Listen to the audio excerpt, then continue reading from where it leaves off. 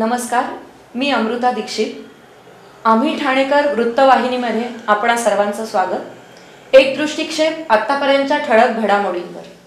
राज्यात होणाऱ्या महिला अत्याचाराच्या घटनांच्या निषेधार्थ महाविकास आघाडीने आज ठाण्यात महामार्ग रोखून धरला. यावेळी पोलिसांनी बळाचा वापर केल्याने कार्यकर्ते आणि पोलीस यांच्यात चांगलीच बाचाबाची झाली. विशेष म्हणजे पोलिसांनी आंदोलकांना ताब्यात घेतल्यानंतर आंदोलक चालत पोलीस ठाण्यात गेल्याने शहरात चांगलीच वाहतूक कोंडी झाली. बदलापूर येथे 2 लहान मुलींवर झालेल्या अत्याचाराच्या निषेधार्थ महाविकास आघाडीने ठाण्यात आंदोलन केले. शिवसेना नेते माजी खासदार राजन विचारे आणि राष्ट्रवादी काँग्रेसचे शहराध्यक्ष सुहास देसाई यांच्या नेतृत्वाखाली हे आंदोलन करण्यात आले. आज सायंकाळी 6 वाजेच्या सुमारास आंदोलकांनी ठाण्याच्या 3 हात नाका येथे रास्ता रोकोला सुरुवात केली.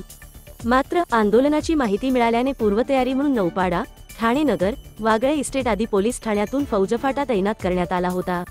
मुख्य रस्त्यावर जाण्यापूर्वीच पोलिसांनी आंदोलकांना अडविल्याने राजन विचारे आणि पोलीस उपायुक्त बुरसे यांच्यात चांगलीच खडाजंगी झाली. त्या ठिकाणी तिला उडून तिला ठार मारण्यात आली. त्याचबरोबर तुम्ही बघितलं असेल 7 जुलैला अक्षता म्हात्रे त्या ठिकाणी शिळपाड्याला जी घटना झाली. त्यानंतर 27 जुलैला उरणमध्ये यशस्वी शिंदे नावाच्या मुलीवरती तुकडे करून तिच्यावरती अत्याचार केला आणि तिचा खून केला.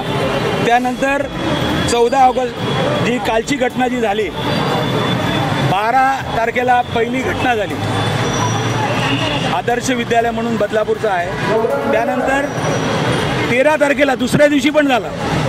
म्हणजे जर 12 तारखेला जर कारवाई केली असती तर ती एक मुलगी त्यातली या अत्याचारापासून वाचली असती.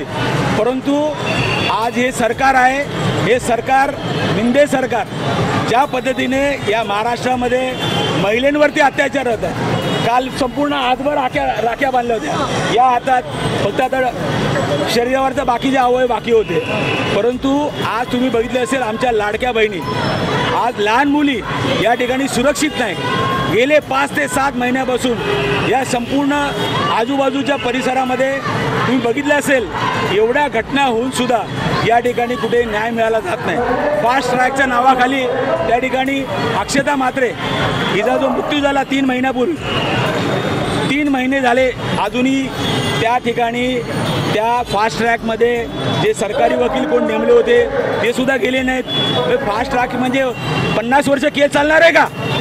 आज हे सरकार काय करते? या सरकारने राजीनामा द्यायला पाहिजे. आणि ज्या पद्धतीने तुम्ही नोटबंदीचा कायदा एका रात्रीमध्ये आणलात आणि यासाठी तुम्हाला कायदा आणू शकत नाही.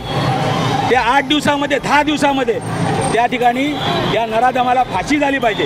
यासाठी संपूर्ण रस्त्यावरती लोक या ठिकाणी आलेले आहेत. आज तुम्ही बघितलं असेल बदलापूरमध्ये सर्वसामान्य नागरिक जो आपल्या मुलाला त्या शाळेमध्ये टाकल्यानंतर त्याला तो डोनेशन देतो, त्या ठिकाणी फी भरतो आणि अशा पद्धतीने या शाळेत 12 तास त्या पोलिसांनी त्या ठिकाणी बसून ठेवलं होतं. 12 तासानंतर त्या ठिकाणी तो गुन्हा दाखल झाला. म्हणजे काय चाललंय?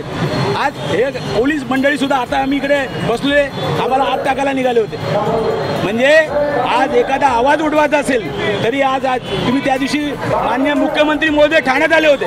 आम्ही इंटिमेशन देऊन सुद्धा त्या ठिकाणी पोलिसांनी काही केलं नाही. त्या ठिकाणी आज तुम्ही बघितलं असेल मातोश्रीच्या बाहेर सुद्धा त्या ठिकाणी ठाण्यातून हजुरीमधून त्या ठिकाणी मुस्लिम बांधवांना घेऊन त्या ठिकाणी मातोश्रीवरती आंदोलन करायला सांगितलं. अशा पद्धतीने ही पोलीस यंत्रणा एखाद्या ह्याच्याप्रमाणे काम करते.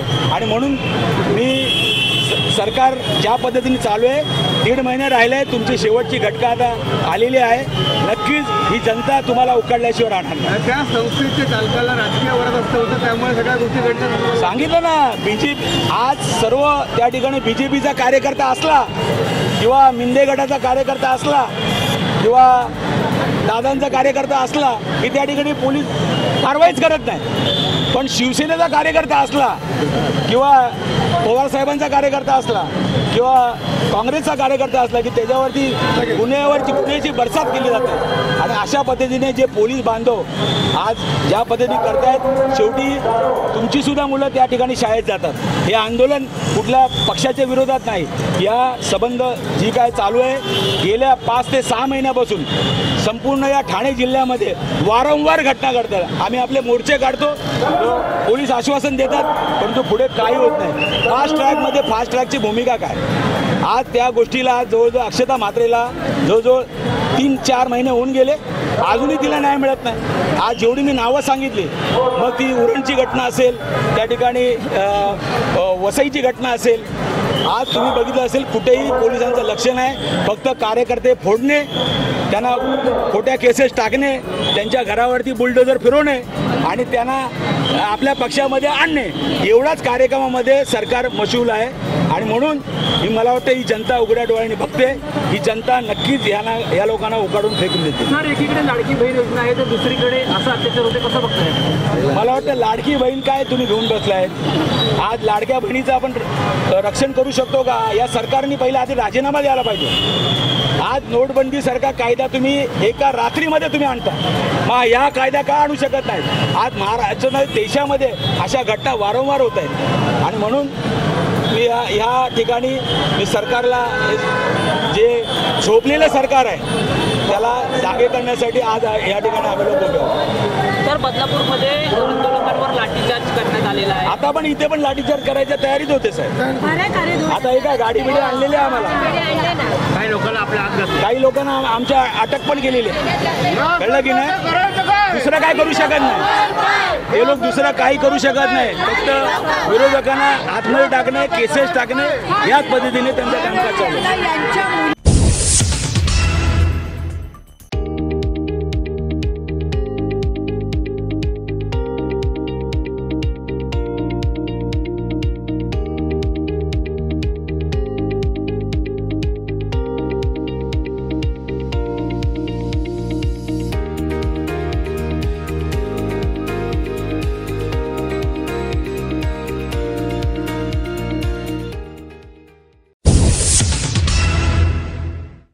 महाराष्ट्रातील भगिनींना आधार देणारी राज्य शासनाची मुख्यमंत्री माझी लाडकी बहीण योजना।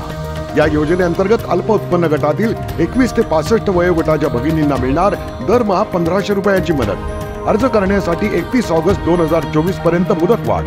कुटुंबाचं वार्षिक उत्पन्न 2.5 लाख रुपयांपेक्षा कमी असलेल्या महिला पात्र। कुटुंबाकडे पिवळं किंवा केशरी रेशन कार्ड असल्यास उत्पन्नाचा दाखला आवश्यक नाही।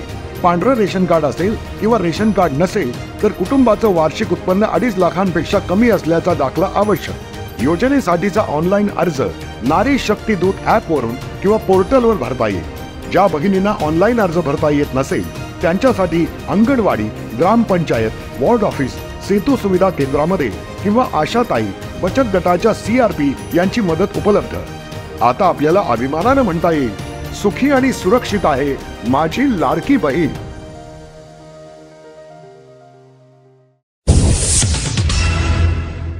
शिवमुद्रा प्रबोधिनी व ठाणेनगर पोलीस स्टेशन यांच्या संयुक्त विद्यमाने जाती सलोखा अंतर्गत हिंदू मुस्लिम रक्षाबंधन सोहळा संपन्न झाला आहे। या सोहळ्याचे हे 15वे वर्षे होते। सदर कार्यक्रमाला ठाण्याचे आमदार संजय केळकर, पोलीस सह आयुक्त doctor Dnyaneshwar Chavan, upper police आयुक्त विनायक देशमुख, पोलीस उपायुक्त सुभाष बोरसे, सहाय्यक पोलीस आयुक्त प्रिया ढाकणे, शिवसेना, उद्धव बाळासाहेब ठाकरे पक्षाचे ठाणे जिल्हाप्रमुख केदार दिघे, शिवमुद्रा प्रबोधिनीचे अध्यक्ष सचिन चव्हाण आदी मान्यवर उपस्थित होते। या माध्यमातून हिंदू मुस्लिम बांधव एक आहेत असा संदेश देण्यात आला आहे।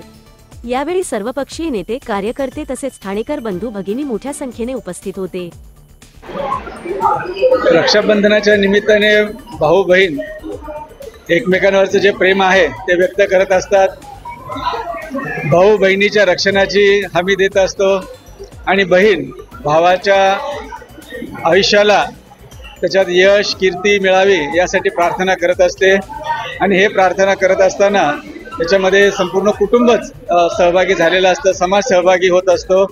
आपल्याकडे हिंदू मुस्लिम रक्षाबंधन सोहळा हा मागच्या 15 वर्षापासून आयोजन करण्यात येत आहे। या माध्यमातून जातीय, धार्मिक, सामाजिक सलोखा निश्चितपणे होत आहे आणि त्यामुळे ठाणे शहर आणि एकंदरच महाराष्ट्रातलं वातावरण हे निश्चितपणे खूप चांगलं आहे. इथला जातीय धार्मिक सलोखा हा असाच अबाधित राहावं, त्याला कोणाची नजर लागू नये अशीच मी या प्रसंगी अपेक्षा व्यक्त करतो, भावना व्यक्त करतो. आणि आमच्या या सगळ्या बहिणींनी एवढं जे काही प्रेम दिलेलं आहे त्यांच्या प्रेमाची परतफेड निश्चितपणे त्यांना एक सुरक्षित वातावरण देऊन आम्ही परतफेड करण्याचा प्रयत्न करू, एवढं मी ठाणे पोलीस आयुक्तालय आणि महाराष्ट्र पोलीस दलातर्फे आजच्या प्रसंगी सांगू इच्छितो. गेली 15 वर्ष ठाणे नगर पोलीस स्टेशन आणि आमची संस्था शिवमुद्रा प्रबोधिनी यांच्या संयुक्त विद्यमाने या ठिकाणी हिंदू मुस्लिम रक्षाबंधन हा सोहळा आम्ही करतोय. याच्यामागे एकच उद्दिष्ट आहे की या भारत देश जो आपला आहे, लोकशाहीचा देश, याच्यामध्ये हिंदू आणि मुस्लिम हे एकत्र नांदत होते, एकत्र नांदतायत आणि ह्याच्या पुढे सुद्धा जोपर्यंत सूर्य आणि चंद्र आहेत तोपर्यंत एकत्र नांदतील. या भारताच्या दळणघडणीमध्ये हिंदू आणि मुस्लिम या दोघांचं योगदान फार मोठं आहे. हा संदेश द्यायचा आम्ही प्रयत्न करतोय. हा कार्यक्रम साधारण 15 वर्षापूर्वी सुरू केला, त्यावेळी एक 10-15 लोक होती. आज हा मोठ्या प्रमाणामध्ये साजरा होतोय. माझ्याबरोबर माझे सहकारी साजिद खाकी यांनी, मग मोनू सैफी, आमच्या शशीताई, आशा खाडे, अनवरभाई, भाई सोनावणे, जहीरशाह खान, बेलसेकर आणि त्याचबरोबर सर्व पक्षाचे पदाधिकारी, सर्व मंडळ, इकडे आमचे एकविरा मित्र मंडळ आहे, सर्व या विभागातील अंजुमन खैरुल इस्लाम उर्दू हायस्कूल, NKT कॉलेज, ठाणा कॉलेज आणि हा महाजनवाडी हॉल, या सगळ्यांच्या योगदानामुळे हा कार्यक्रम यशस्वी होतोय. याच्यामध्ये आमचं एकच उद्दिष्ट आहे की या देशामध्ये काही लोक माथे फिरू, काही लोक या दोन धर्मामध्ये वातावरण बिघडवण्याचा प्रयत्न करतायत. त्यांना सुद्धा एक इशारा मिळावा, त्यांना सुद्धा एक संदेश मिळावा की तुम्ही कितीही प्रयत्न केलात तर हिंदू आणि मुस्लिम या देशामध्ये एकत्र नांदतात आणि एकत्र नांदणार आहेत. कोणी याच्यामध्ये मिठाचा खाण्याचा प्रयत्न करू नये. आम्ही सगळे या देशामध्ये सुजलाम सुफलाम करण्यासाठी हिंदू आणि मुस्लिम हे एकजुटीने एकत्र काम करतील आणि करत राहतील, हा संदेश द्यायचा आम्ही प्रयत्न केलेला आहे. मेहमान महागिरी जुमा मस्जिद ट्रस्ट का सेक्रेटरी हूँ. महागिरी में हम रहते हैं. हम 15 साल पहले सचिन भाई के साथ मिल के ये प्रोग्राम शुरू किए थे, जो प्रोग्राम रक्षाबंधन के नाम से है. और इस प्रोग्राम के जरिए हम बताना चाहते हैं कि देश के अंदर पहले से लोग एक साथ में रहते थे, हिंदू मुसलमान आज भी रहते, और ठाणा एक वाहिद शहर है जिसके अंदर ये प्रोग्राम होता है सबको मिला के, और ऐसा होना मांगता है पूरे देश के हर शहरों में. कभी देश की एकता बनी रहेंगी और देश आगे जाएगा. शुक्रिया. देश में और राज्य में जिस तरीके से जो परिस्थिति है, हिंदू मुस्लिम को लेके वाद विवाद चल रहा है, ऐसे सामाजिक होना जरूरी है, बहुत जरूरी है. हर शहर में होना चाहिए, हर गांव में होना चाहिए, क्योंकि ये जो कुछ लोग हैं, कुछ लोग ही ऐसे हैं जो ये करना चाहते हैं हिंदू मुस्लिम, बाकी सब नहीं है. मुश्किल से 2-5% लोग ऐसे हैं जो हिंदू मुस्लिम करना चाहते हैं, लड़ाना चाहते हैं. ये देश में पहले से हिंदू मुस्लिम एक साथ रहे और आइंदा मैं जब तक देश है हम है तब तक ऐसा रहेंगे, साथ में रहेंगे.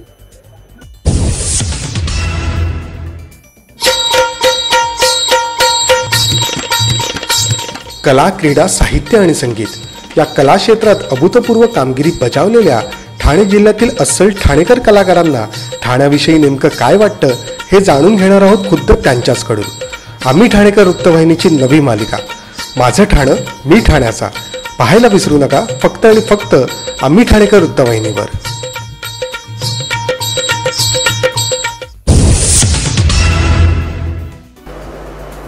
आता मी ठाण्यात 1970 साली आलो म्हटलं, 43 वर्ष राहिलो, ते सुद्धा अगदी ठाण्याच्या मध्यभागी. त्यावेळेला तो मध्यभाग होता चरई. आज मध्यभाग सरकून मला असं वाटतं वसंत विहारकडे सरकला असेल. परंतु खूप आनंद मिळाला. माझ्या मुलींची शिक्षणं समर्थ विद्यालयात झाली आणि ठाणा कॉलेजमध्ये झाली. त्या ग्रॅज्युएट होऊन त्यांचे संसार चालू झाले. आता आम्ही दोघंजणं सेवानिवृत्त आयुष्य कोलशेत रोडला एका नवीन सोसायटीमध्ये जागा घेतली आणि तिथे आनंदात व्यतीत करतो आहे.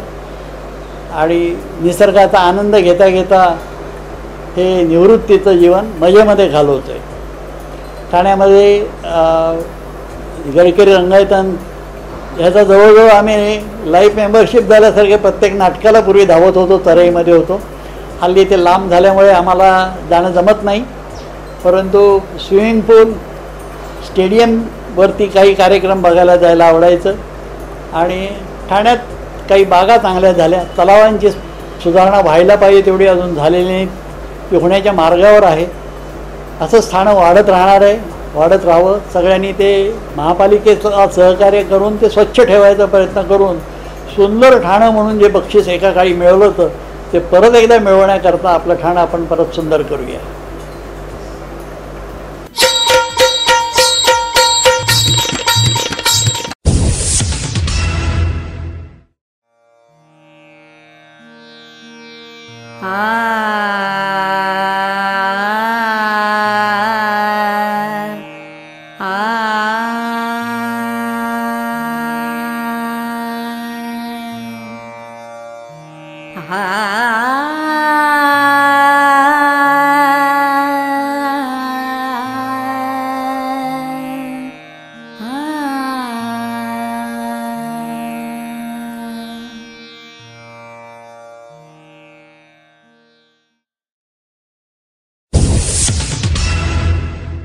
आम्ही ठाणेकर.